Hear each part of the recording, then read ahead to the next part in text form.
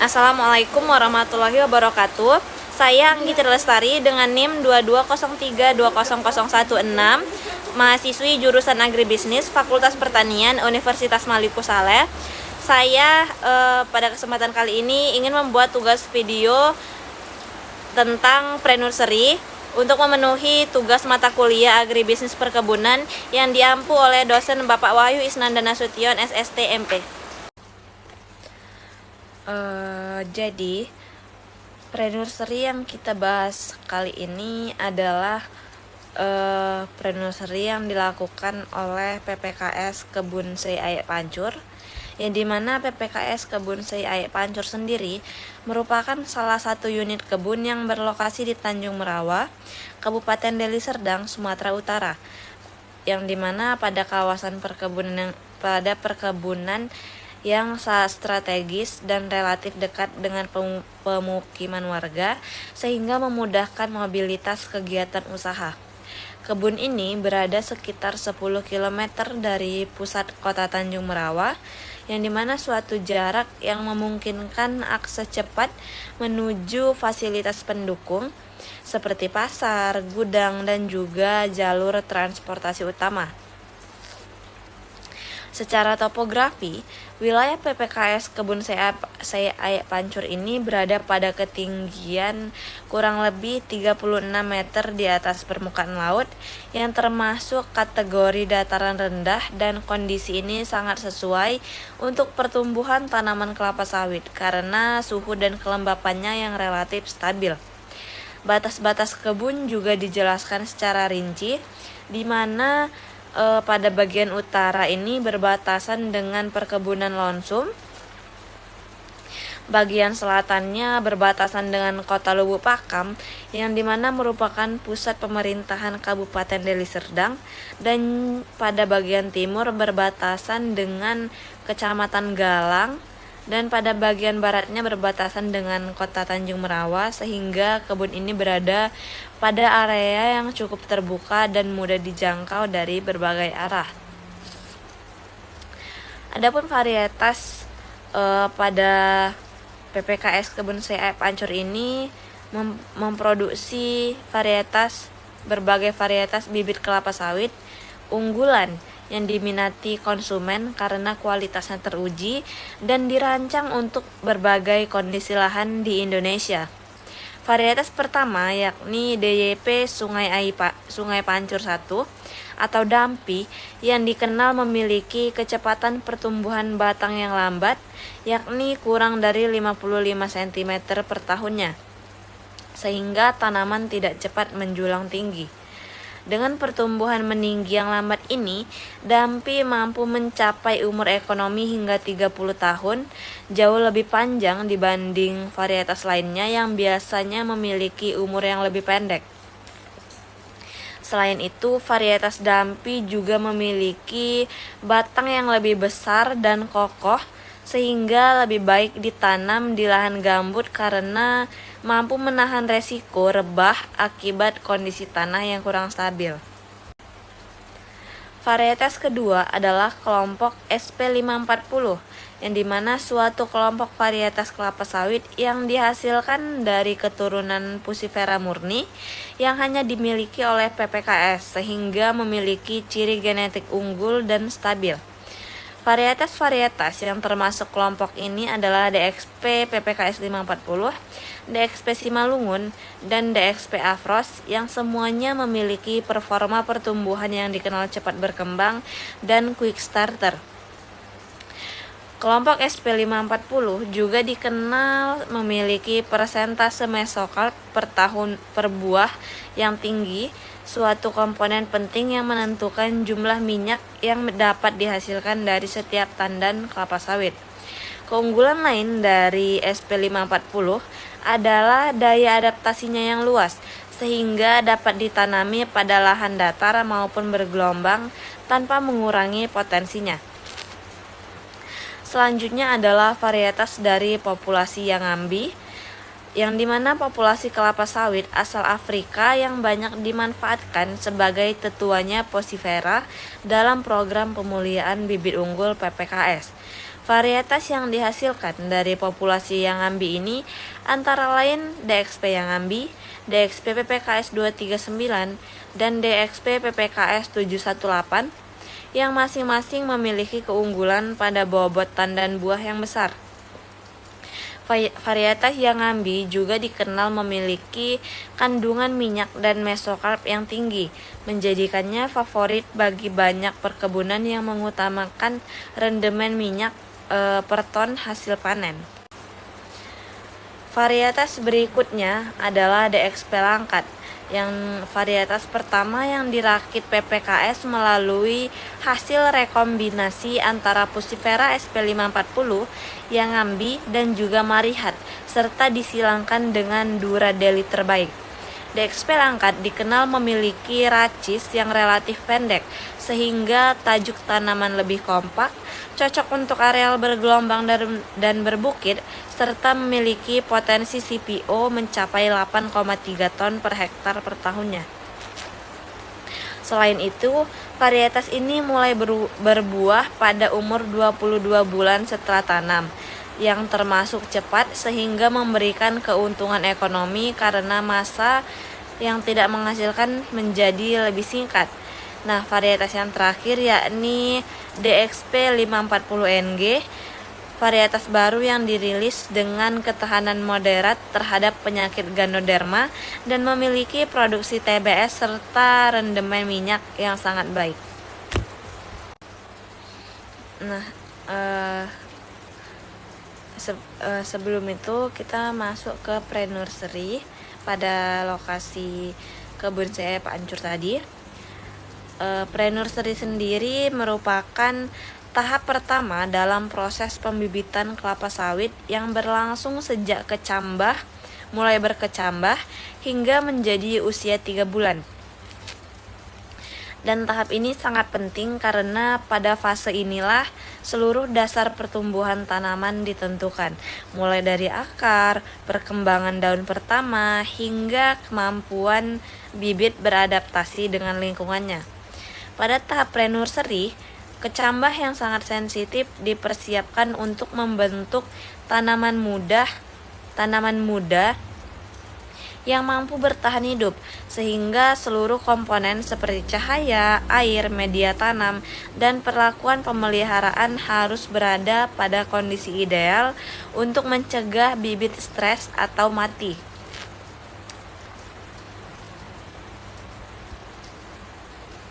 Pre-nursery juga berfungsi sebagai periode stabilisasi bagi bibit muda sebelum memasuki fase main nursery yang lebih kompleks. Karena tanpa fondasi yang baik di tahap awal, tanaman akan kesulitan tumbuh dengan optimal meskipun diberikan perawatan maksimal pada tahap berikutnya. Tahap ini dimulai dengan menanam kecambah ke dalam baby bag, sebuah wadah kecil yang berfungsi menahan media tanam dan menyediakan ruang yang cukup bagi akar untuk berkembang tanpa hambatan selama 3 bulan pertama. Selain itu, pre-nursery bertujuan menyaring bibit-bibit terbaik melalui proses seleksi, sehingga hanya bibit yang kuat, sehat, dan seragamlah yang melanjutkan ke main nursery, sementara bibit abnormal dipisahkan agar tidak menurunkan kualitas keseluruhan populasi bibit.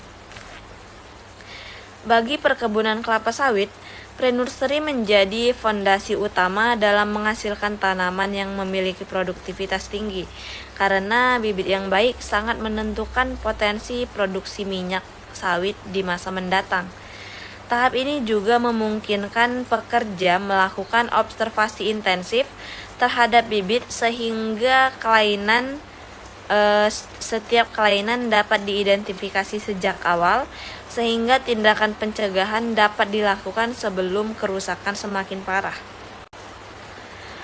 Pre-nursery menjadi bagian dari sistem pembibitan terkontrol yang bertujuan menjamin kualitas genetik, kesehatan fisiologis, dan vigor bibit sehingga mampu tumbuh seragam di lapangan ketika ditanam dalam jumlah yang besar.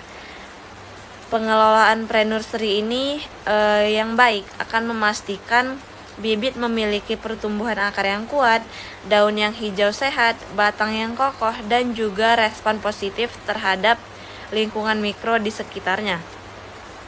Secara keseluruhan, pre-nursery merupakan tahapan yang tidak dapat diabaikan karena merupakan kunci untuk mencapai keberhasilan produksi kelapa sawit dalam waktu ataupun jangka panjang.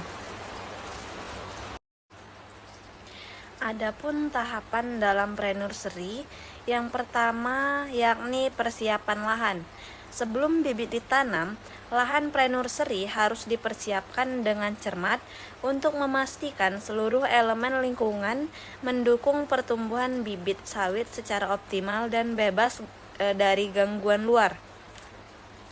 Lahan yang dipilih harus dekat dengan sumber air sehingga kegiatan penyiraman dapat dilakukan secara rutin dan efisien tanpa memerlukan jarak tempuh jauh yang dapat menghambat proses operasional harian. Lokasi juga harus datar dan stabil untuk mencegah bebek miring atau roboh yang dapat mengganggu pertumbuhan bibit dan menyebabkan akar tidak berkembang secara simetris. Drainase merupakan faktor penting dalam persiapan lahan karena bibit sangat rentan terhadap genangan air yang dapat menyebabkan akar membusuk dan memicu penyakit jamur berbahaya. Lahan harus dibersihkan dari gulma, rumput liar, batu, dan sampah yang dapat mengganggu tata letak atau menjadi sarang hama, sehingga area pembibitan benar-benar bersih dan siap digunakan. Setelah pembersihan, lahan diratakan menggunakan cangkul atau alat mekanis agar bedengan dapat tersusun rapi dan memiliki permukaan yang stabil sehingga memudahkan pekerjaan harian. Selain kebersihan lahan, keamanan area juga perlu diperhatikan, terutama dari gangguan hewan ternak atau hewan liar yang dapat merusak bibit ketika masuk ke area persemaian. Lahan yang dipagari atau berada di tempat strategis akan meminimalkan resiko tersebut dan memastikan bibit dapat tumbuh tanpa gangguan eksternal. Pekerja kemudian melakukan pengaturan tata letak sehingga bedengan, jalan kontrol, dan area kerja terdistribusi dengan baik untuk memudahkan akses ketika melakukan penyiraman, pemupukan, dan pengendalian hama. Ketika semua persiapan ini dilakukan dengan benar, lahan pre-nursery akan menjadi tempat yang aman dan stabil serta ideal untuk pertumbuhan bibit kelapa sawit. Adapun langkah yang kedua yakni pemasangan naungan untuk mengatur cahaya. Bibit kelapa sawit pada fase awal tidak tahan terhadap cahaya matahari langsung, sehingga pemasangan naungan berupa paranet menjadi hal wajib yang harus dilakukan dalam pre-nursery. Paranet dengan kerapatan 60% biasanya digunakan karena dapat menurunkan intensitas cahaya hingga tingkat yang aman sehingga daun tidak terbakar namun tetap mendapatkan cukup cahaya untuk proses fotosintesis. Naungan dipasang pada ketinggian sekitar 2 meter agar sirkulasi udara tetap baik dan panas yang terperangkap di bawah paranet tidak terlalu tinggi sehingga bibit tetap nyaman. Penempatan paranet harus stabil dan memiliki struktur penyangga yang kokoh karena angin yang kencang ataupun hujan yang deras dapat menyebabkan paranet roboh jika tidak dipasang dengan benar. Naungan ini juga membantu menjaga kelembapan mikro sehingga tanah tidak cepat kering maupun kondisi cuaca yang panas, yang sangat membantu bibit muda agar tidak mengalami dehidrasi. Selain melindungi dari cahaya yang berlebih, Paranet juga berfungsi sebagai pelindung bibit dari hujan lebat yang dapat merusak tanah dalam baby bag dan mematahkan daun pertama bibit. Pengaturan arah paranet ini harus disesuaikan dengan arah datangnya cahaya matahari agar cahaya yang masuk tersebar merata ke seluruh area persemaian. Pekerja harus memastikan tidak ada bagian paranet yang robek karena sobekan sekecil apapun dapat menyebabkan cahaya berlebih masuk ke area tertentu sehingga membuat bibit tumbuh tidak seragam. Naungan yang terpasang baik akan menciptakan lingkungan mikro yang stabil sehingga bibit dapat tumbuh seragam, sehat, dan kuat. Dengan sistem naungan yang optimal, pre-nursery dapat berfungsi maksimal dalam menjaga bibit dari paparan lingkungan yang berlebihan. Paranet sendiri adalah sebagai bahan pembuat naungan dan pelindung tanaman. Paranet atau jaring peneduh saat ini penggunaannya sudah sangat meluas, terutama untuk menaungi tanaman yang masih dalam pembibitan. Paranet dibedakan menurut tingkat kerapatannya, mulai dari 20% hingga 80%. Pada paranet dengan kerapatan 80% ini mampu menghalangi sinar matahari sebesar 80% juga, sehingga sinar matahari yang masuk ke lahan hanya 20% saja. Adapun langkah yang ketiga yakni penyediaan media tanam. Media tanam adalah wadah atau tempat yang digunakan untuk menumbuhkan tanaman. Tempat akar atau bakal akar akan tumbuh dan berkembang. Pada tahap ini, media tanam yang digunakan oleh PPKS Kebun CI Pancur sendiri adalah baby bag yang berukuran 22 x 14 cm dengan tebal 0,07 mm. Tanah yang digunakan adalah tanah lapisan atas atau topsoil yang gembur, subur, dan bersih dari potongan-potongan kayu, dan banyak mengandung bahan organik dengan kelembapan tanah relatif 75-80%. Tanah topsoil adalah tanah yang berada pada bagian atas permukaan bumi dan dapat ditemukan hingga mencapai kedalaman 30 cm. Tanah ini mengandung bahan organik yang tinggi karena proses pelapukan bahan-bahan organik seperti dedaunan ataupun ranting-ranting kayu yang membusuk. Manfaat tanah topsoil ini adalah untuk dapat memperbaiki struktur tanah dan dapat memperbaiki udara di dalam tanah serta sebagai media tumbuh yang menjadi sumber utama pemasok nutrisi kebutuhan bibit sawit yang penting untuk pertumbuhan.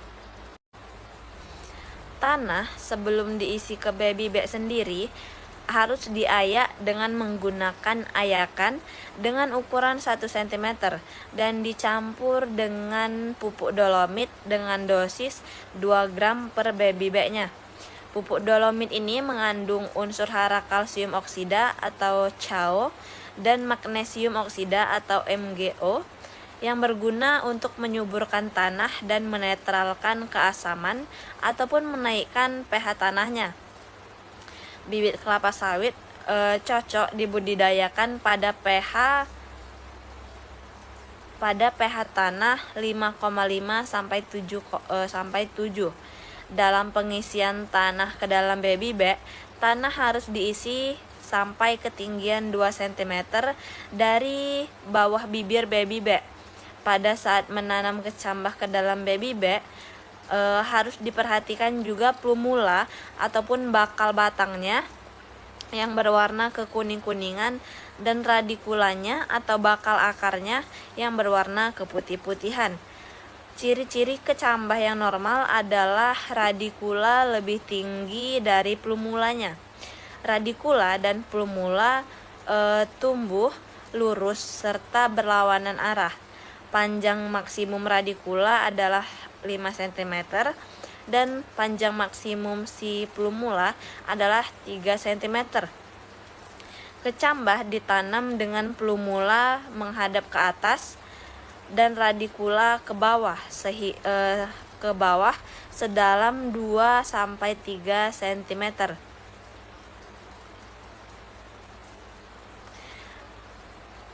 Media tanam juga harus dijaga kelembapannya dengan penyiraman rutin sehingga bibit tidak mengalami kekeringan ataupun kejenuhan air yang dapat menyebabkan masalah akar. Kualitas media tanam ini harus dijaga sepanjang pre-nursery karena media yang buruk akan menghambat pembentukan akar, menyebabkan daun menguning, dan menurunkan kualitas bibit secara keseluruhan. Dengan media tanam yang tepat, bibit akan memiliki fondasi pertumbuhan akar yang kuat dan siap melanjutkan fase pertumbuhan berikutnya. Kemudian langkah berikutnya yakni penanaman kecambah secara tepat. Penanaman kecambah adalah salah satu langkah paling kritis dalam pre-nursery karena kesalahan kecil dapat menyebabkan bibit gagal tumbuh ataupun mengalami kelainan pertumbuhan. Kecambah yang digunakan harus sehat dan memenuhi standar umum seperti radikula putih, plumula kuning, dan tidak memiliki kerusakan fisik. Kecambah ditanam dengan kedalaman yang tepat, yaitu sekitar 2 hingga 3 cm agar plumula tidak terpapar langsung dengan udara namun tetap dapat tumbuh dengan leluasa. Posisi plumula harus tegak menghadap ke atas karena bagian ini akan berkembang menjadi batang tanaman yang memegang struktur utama bibit. Radikula yang menjadi akar harus diarahkan ke bawah agar dapat segera masuk ke dalam tanah dan mulai menyerap nutrisi serta air. Proses penanaman harus dilakukan dengan lembut dan teliti agar kecambah tidak patah karena kecambah sangat rentan pada tahap ini. Setelah penanaman, media tanam harus ditekan sedikit agar kecambah berada di posisi stabil dan tidak mudah bergeser saat disiram. Penanaman ini juga harus dilakukan tanpa menunda waktu setelah media tanam disiapkan agar kelembapan tanah tetap terjaga dan kecambah dapat beradaptasi dengan baik. Bibit yang ditanam dengan posisi benar akan tumbuh tegak, menghasilkan daun pertama yang sehat dan memiliki perkembangan akar yang cepat. Penanaman yang baik menjadi dasar penting dalam keberhasilan keseluruhan tahap pada pre-nursery ini. Adapun tahapan yang berikutnya yakni penataan layout persemaian.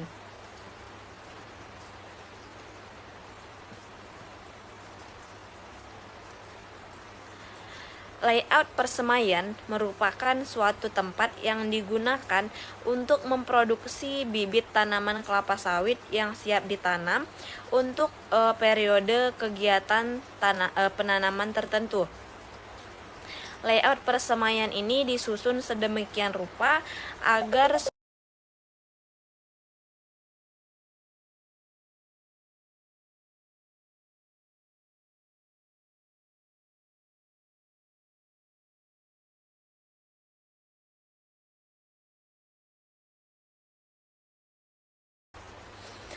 Kemudian langkah berikutnya yakni penanaman kecambah secara tepat.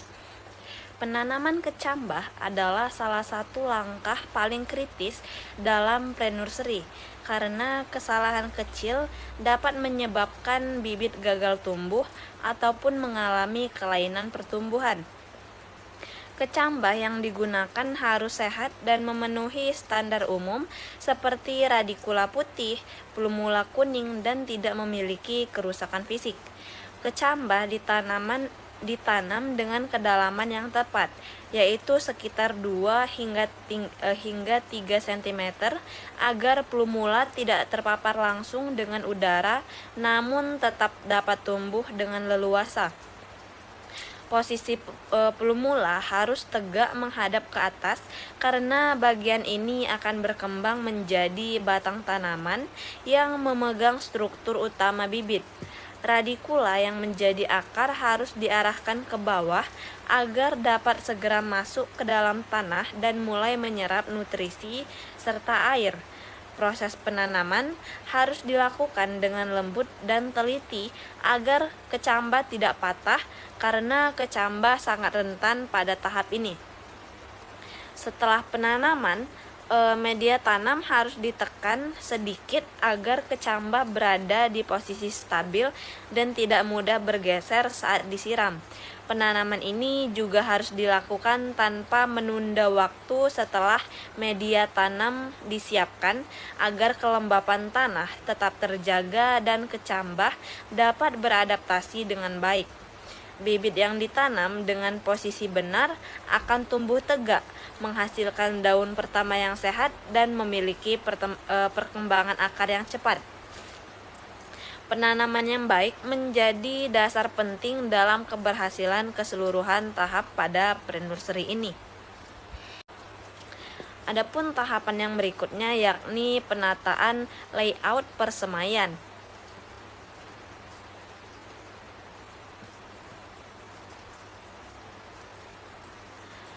Layout persemaian merupakan suatu tempat yang digunakan untuk memproduksi bibit tanaman kelapa sawit yang siap ditanam untuk periode kegiatan penanaman tertentu. Layout persemaian ini disusun sedemikian rupa agar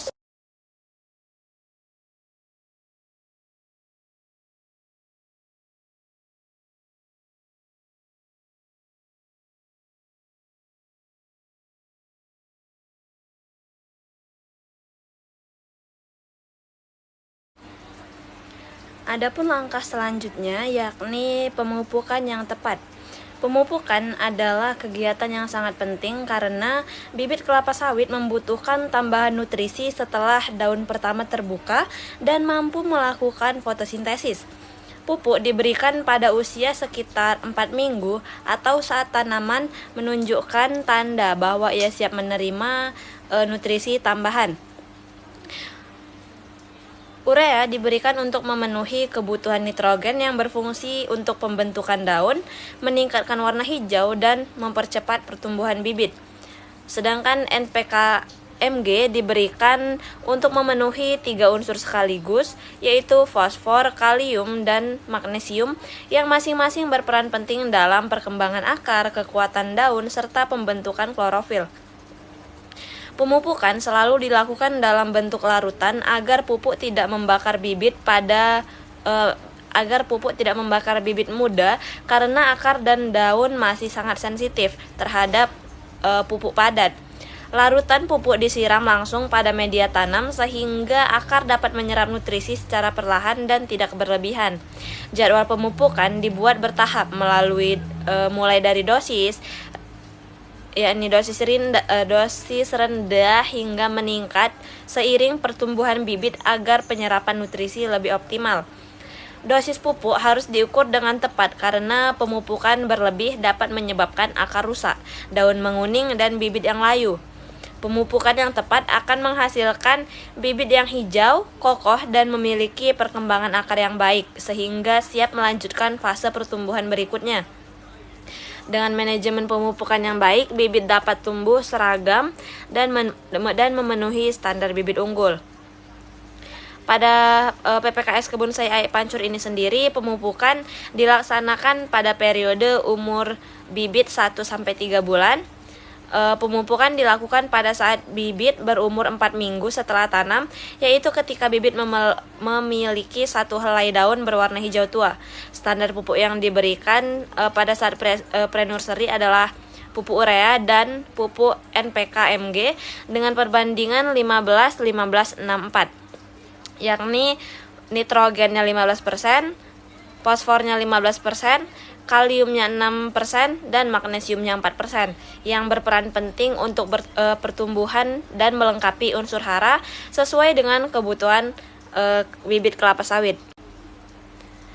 Kandungan unsur hara yang terkandung di dalam NPK-MG dan urea sendiri yakni sebagai berikut. Yang pertama ada N atau nitrogen, yang sangat berguna dalam melakukan percepatan terhadap pertumbuhan mulai dari tunas tanaman sehingga banyak diperlukan dalam tahap pembibitan. Pertumbuhan daun yang terjadi dalam fase vegetatif juga membutuhkan asupan unsur hara nitrogen ini. Pertumbuhan dari bibit sawit bisa terhambat jika kekurangan unsur penting ini. Bibit sawit yang kekurangan unsur hara menyebabkan daun jadi berwarna hijau pucat dan kekuningan. Tulang daun berubah menjadi kuning cerah dan bibit menjadi kerdil. Contoh jenis pupuk yang mengandung unsur nitrogen yaitu pupuk urea dan NPK-MG. Kemudian ada unsur fosfor atau P. Fosfor ini berguna untuk membantu fotosintesis pada bagian daun. Bibit sawit yang kekurangan unsur hara ini menyebabkan bintik kuning di bagian daunnya. Biasanya terus menyebar hingga menyatu dan semuanya berwarna kuning. Bahkan bisa sampai merubah warna daun menjadi orange. Kemudian ada unsur yang ketiga yakni kalium atau yang biasa disingkat K. Kalium berguna untuk membantu meningkatkan resistensi tanaman terhadap kekeringan, racun, dan hama. Unsur kalium juga mengatur fungsi stomata pada daun dan berperan penting dalam penyerapan fotosintesis. Bibit sawit yang kekurangan unsur hara ini menyebabkan daun seperti terbakar dan akhirnya gugur. Kemudian ada unsur magnesium Mg yang berguna untuk pembentukan klorofil dan mengendalikan tingkat keasaman dalam sel.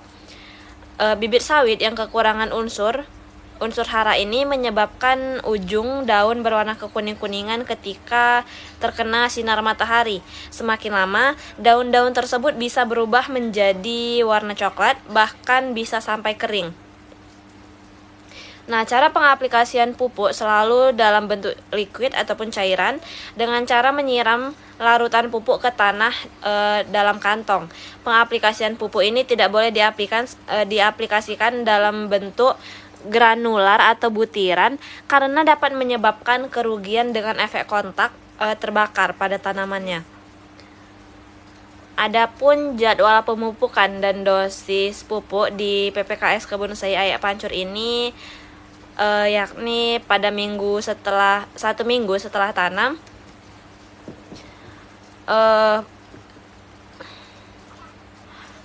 hanya diberikan air 1 liter. Itu terjadi pada minggu pertama sampai minggu ketiga. Kemudian di minggu keempat menggunakan pupuk urea 50 gram dengan air 20 liter. Pada minggu kelima, NPK-MG 50 gram dengan air 20 liter. Dan pada minggu keenam, urea 50 gram, air 20 liter. Minggu ke-7, NPK-MG 50 gram, air 20 liter. Pada minggu ke-8, urea 50 gram dan air 20 liter. Pada minggu ke-9, NPK-MG 75 gram dan air 20 liter. Pada minggu ke-10, urea 75 gram dan air 20 liter. Minggu ke-11 menggunakan NPK-MG dan air 20 liter. NPK-MG-nya 150 gram. Dan pada minggu ke-12 yakni menggunakan pupuk urea 150 gram pada 20 liter. Jadwal pemupukan dan dosis pupuk yang digunakan ini diaplikasikan untuk 2000 bibit kelapa sawit. Nah, pada minggu setelah tanam, minggu ke-4, ke-5, ke-6, ke-7, dan ke-8, baik pada pupuk NPK-MG sendiri ataupun urea diberikan sebanyak 50 gram yang dilarutkan dalam 20 liter air. Pada minggu ke-9 dan ke-10 diberikan 75 gram dalam 20 liter air, dan pada minggu ke-11 dan 12 diberikan 150 gram dalam 20 liter air. Masing-masing baby bag mendapatkan 10 cc untuk satu kali pemupukan yang diaplikasikan dengan cara disiram. Adapun tahap selanjutnya yakni pengendalian hama dan penyakit. Bibit muda sangat rentan terhadap serangan hama sehingga kegiatan pengendalian harus dilakukan secara rutin untuk menjaga kondisi bibit sawit tetap sehat. Pengendalian hama dan penyakit pada pre-nursery dilakukan setiap 1 minggu sekali dengan menggunakan insektisida dan fungisida. Insektisida yang digunakan dengan merek dagang Santador berfungsi untuk membasmi hama. Hama yang menyerang bibit pre-nursery antara lain belalang, oryctes, dan ulat kantong jenis MC atau Mahasena corbeti. Hama seperti belalang dan ulat kantong ini sering menyerang daun bibit sehingga daunnya robek ataupun rusak yang dapat menghambat proses fotosintesis dari kelapa sawit sendiri. Sedangkan fungisida yang digunakan dengan merek dagang Amistartop dan Skor 250 EC berfungsi untuk membasmi jamur. Jamur yang sering muncul pada tahapan pre-nursery ini adalah bercak pada daun atau Culfularia sp. Jamur ini disebabkan terutama oleh kondisi yang lembab. Nah, pengendalian dilakukan menggunakan insektisida dan fungisida dengan dosis yang sudah dianjurkan agar tidak meracuni bibit. Dosis yang diberikan pada insektisida dan fungisida dengan merek dagang Santador, Amistartop, dan juga Skor 250 EC ini diberikan sebanyak 100 cc dalam 15 liter air. Masing-masing baby bag mendapatkan 2 cc untuk 1 kali pengendalian hama dan penyakit yang diaplikasikan dengan cara penyemprotan. Penyemprotan ini dilakukan secara berkala, biasanya seminggu sekali, agar bibit tetap terlindungi dari ancaman organisme pengganggu tanaman. Tahapan setelah pengendalian hama dan penyakit yakni tahapan pengendalian gulma.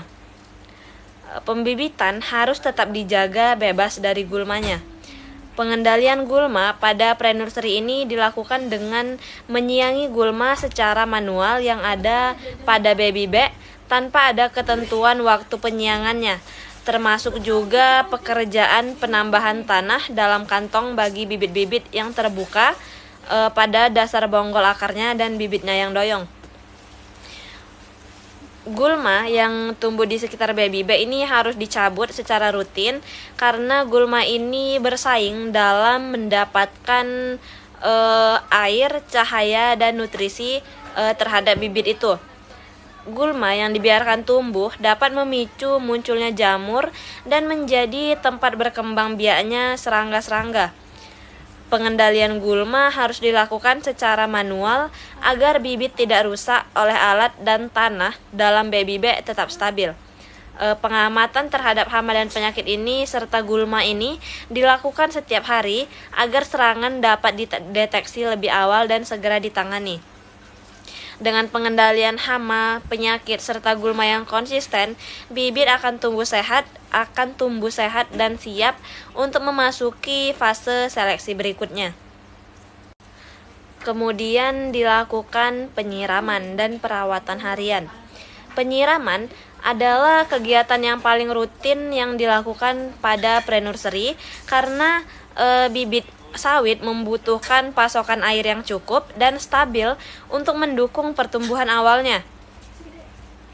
Penyiraman di pre-nursery ini dilakukan 2 kali sehari, yaitu pada pagi dan sore hari. Untuk menjaga kelembapan tanah tetap stabil tanpa adanya kekeringan yang dapat mengganggu pertumbuhan akar dari bibit kelapa sawit. Air yang diberikan harus cukup dan tidak berlebih karena kelebihan air dapat menyebabkan akar yang busuk dan memicu munculnya jamur pada baby bag. Penyiraman siang hari dihindari karena suhu yang tinggi dapat menyebabkan penguapan yang cepat yang justru membuat bibit stres dan daun mengering. Jika pada sore hari turun hujan dengan curah yang tinggi, penyiraman keesokan paginya dapat dikurangi agar tanah tidak terlalu jenuh air. Nah, pada pagi dan sore hari ini volume air yang diberikan ataupun yang disiram yakni 1 liter per baby bag-nya atau hingga tanah menjadi jenuh. Penyiraman pada pagi hari dimulai pada pukul 7 sampai pukul 8 WIB dengan volume air 500 ml per baby bag. Sedangkan penyiraman sore hari dilakukan pada pukul 16 sampai 17 WIB dengan volume air 500 ml per baby bag-nya. Penyiraman di pre-nursery ini secara manual dilakukan, yakni dengan menggunakan selang dan gembur air. Penyiraman pada siang hari tidak dilaksanakan karena apa? Karena pada siang hari proses penguapan tanaman ini sangat tinggi, jadi bakal ya udah cepat diangkat itunya airnya yang baru disiram tadi kalau siang, dan tanamannya pun jadi gosong gitu Nah, air yang cepat menguap ini akan membuat komponen mineral atau zat terlarut lainnya yang sebelumnya terkandung di dalam air siraman akan tertinggal di permukaan daun ataupun di bagian tanaman lainnya. Hal ini tidak baik bagi tanaman dan dapat membuat tanaman mati. Jika di sore hari hujan dengan curah hujan yang lebih dari 10 mm, apa ya? Nah, itulah 10 mm, maka 10 itulah nggak tahu lah kan. Maka di pagi hari tidak perlu dilakukan penyiraman.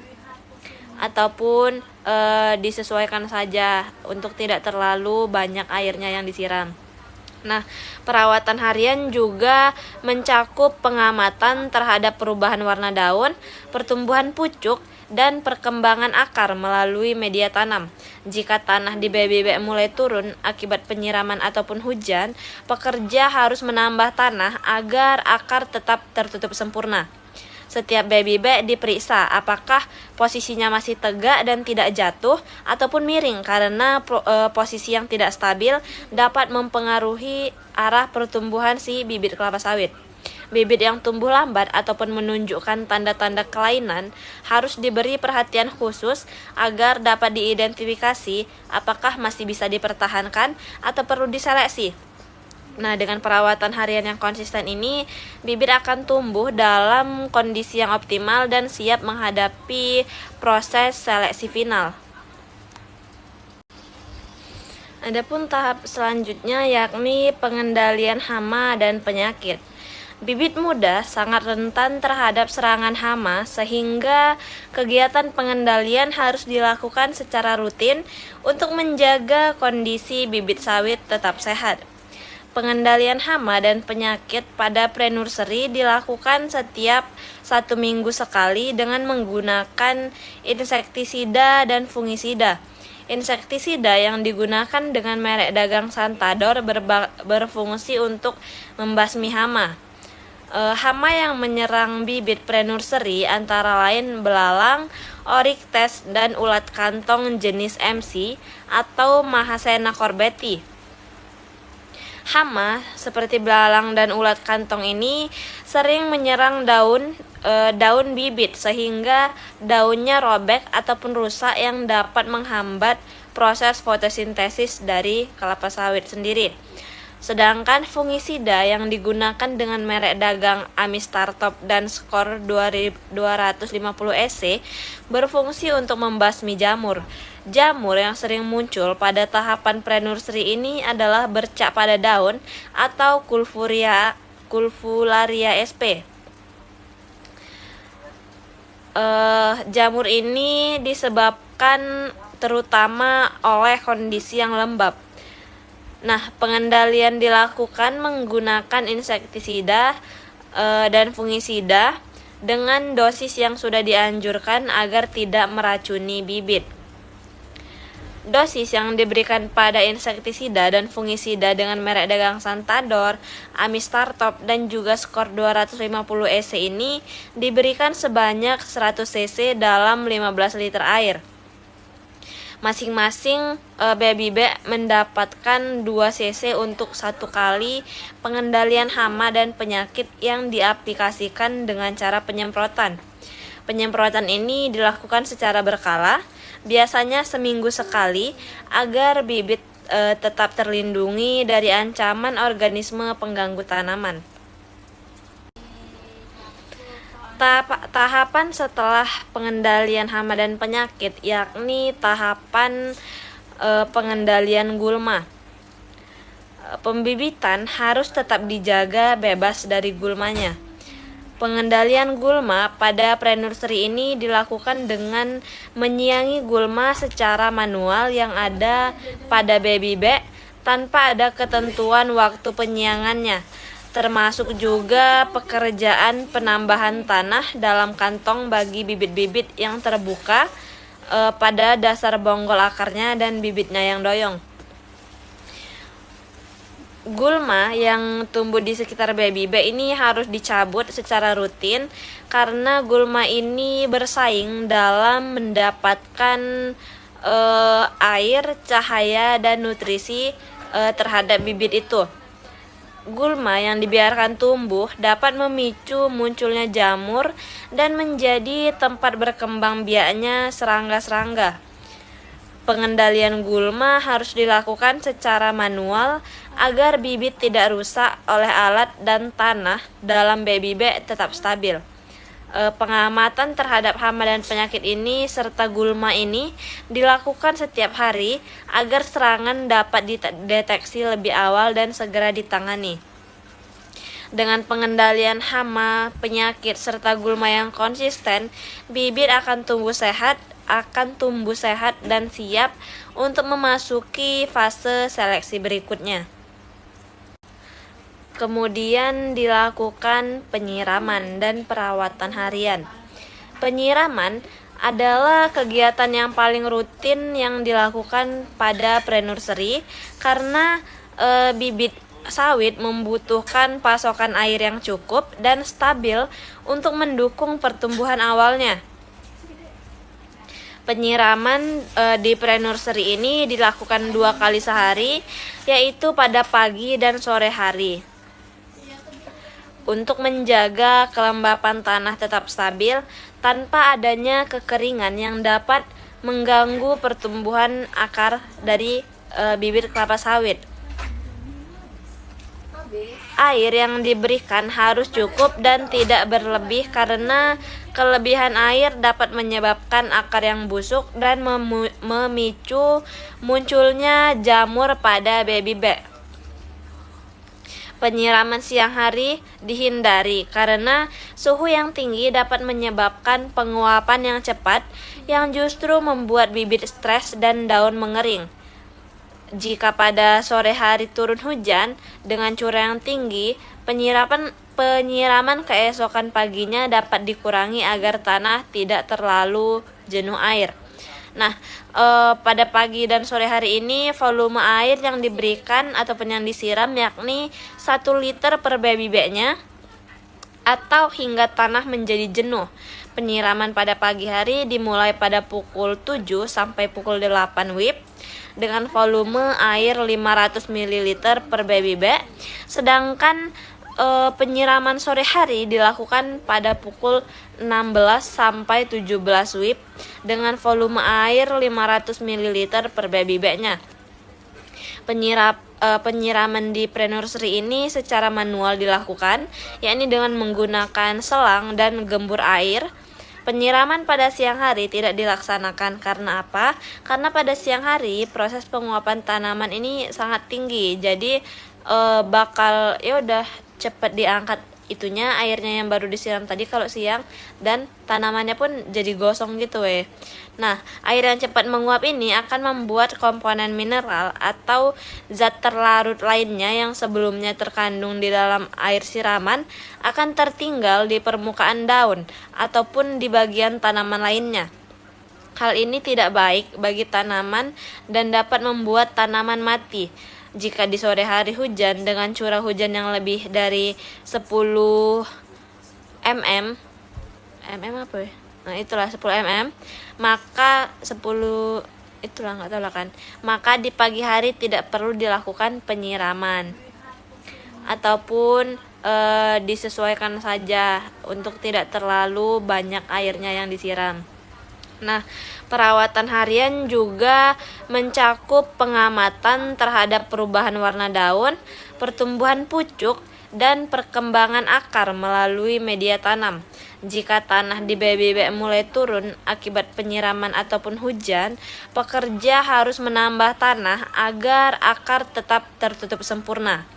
Setiap baby bed diperiksa apakah posisinya masih tegak dan tidak jatuh ataupun miring, karena posisi yang tidak stabil dapat mempengaruhi arah pertumbuhan si bibit kelapa sawit. Bibit yang tumbuh lambat ataupun menunjukkan tanda-tanda kelainan harus diberi perhatian khusus agar dapat diidentifikasi apakah masih bisa dipertahankan atau perlu diseleksi. Nah, dengan perawatan harian yang konsisten ini, bibit akan tumbuh dalam kondisi yang optimal dan siap menghadapi proses seleksi final.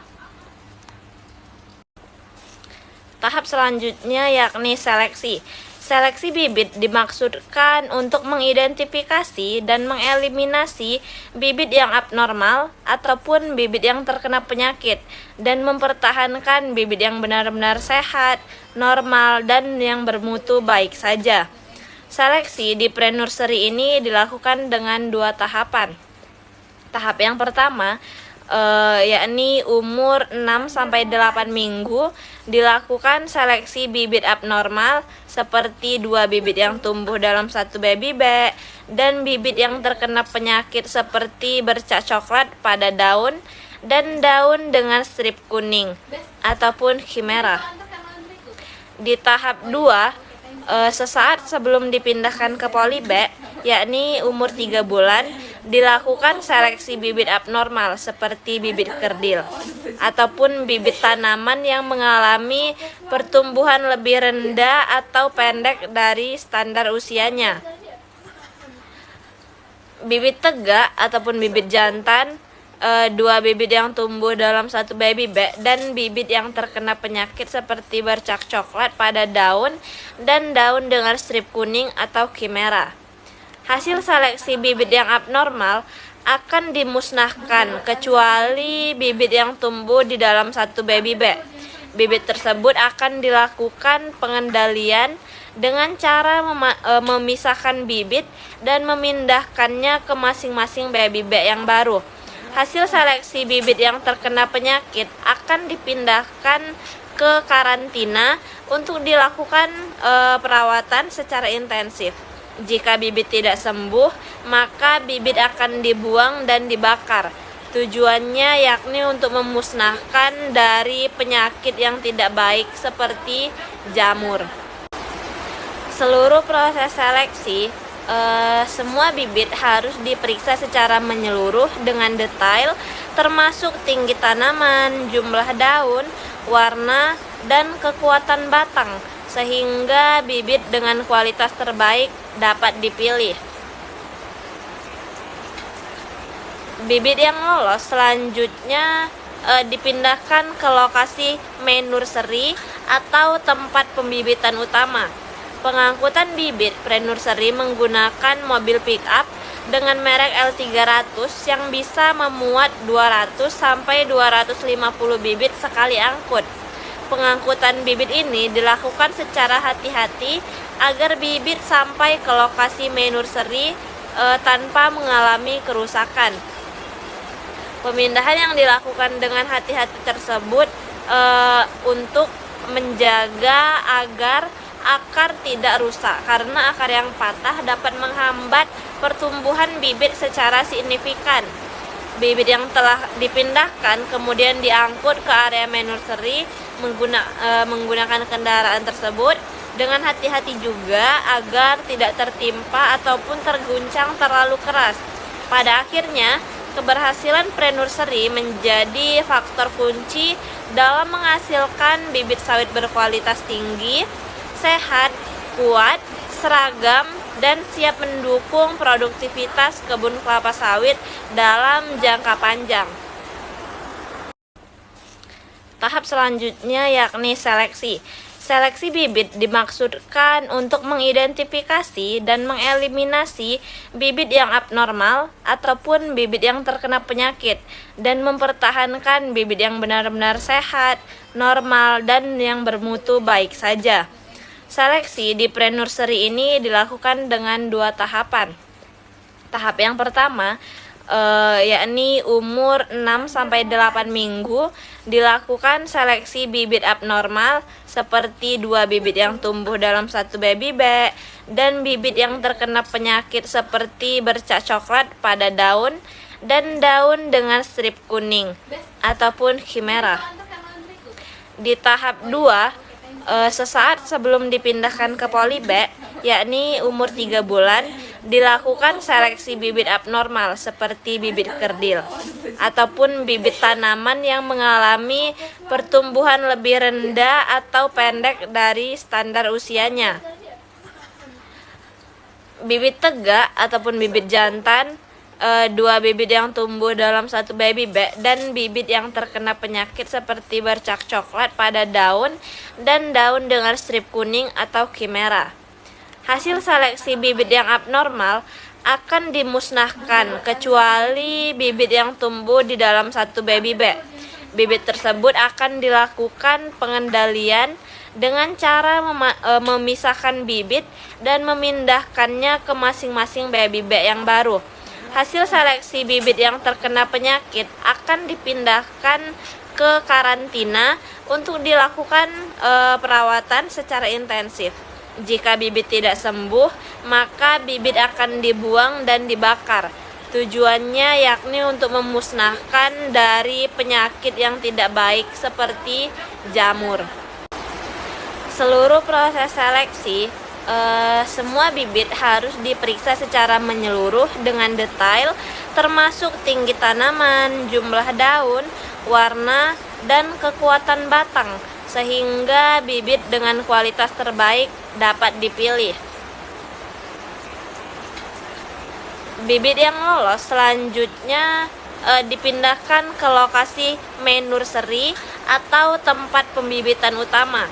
Pengangkutan bibit pre-nursery menggunakan mobil pick-up dengan merek L300 yang bisa memuat 200 sampai 250 bibit sekali angkut.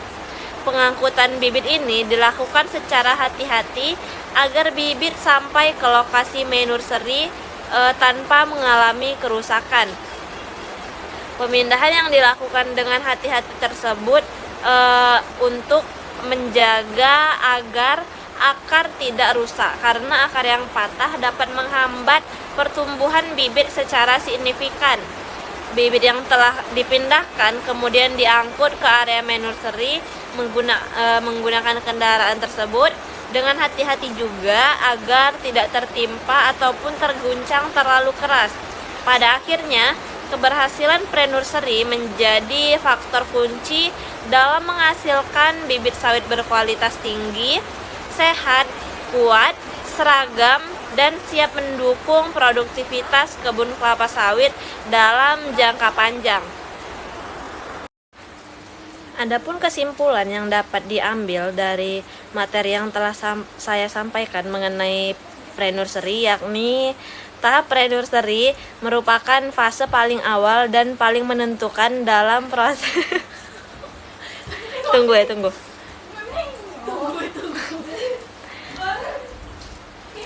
Tahap pre-nursery merupakan fase paling awal dan paling menentukan dalam proses pembibitan kelapa sawit, karena pada fase ini seluruh dasar pertumbuhan tanaman dibentuk, mulai dari pembentukan akar, pertumbuhan daun pertama, hingga penyesuaian terhadap lingkungan mikro yang stabil. Kualitas bibit pada tahap ini sangat memengaruhi keberhasilan pertumbuhan pada fase selanjutnya, serta produktivitas tanaman ketika memasuki usia menghasilkan di kebun.